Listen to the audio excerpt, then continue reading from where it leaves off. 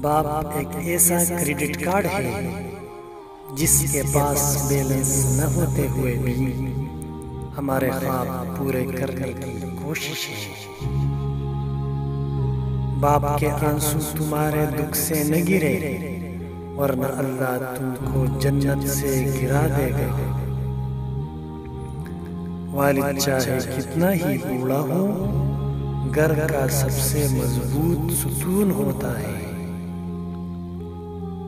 والد کا سخت انداز اور ماں کا نرم لہجہ ہمارے معاشرے میں گھر کے ماحول کو معتدل و متوازن رکھتا ہے۔ باپ ایک ذمہ دار ڈرائیور ہے جو گھر کی گاڑی کو اپنے خون سے چلاتا ہے۔ باپ درخت کی مانند ہے، درخت خود جلتا ہے مگر دوسروں کو سایہ دیتا ہے۔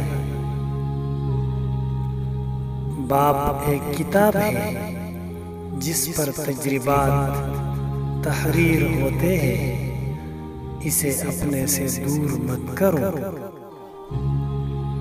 اصل تو یہ ہے کہ باپ کی طرح کوئی نہیں ہو سکتا۔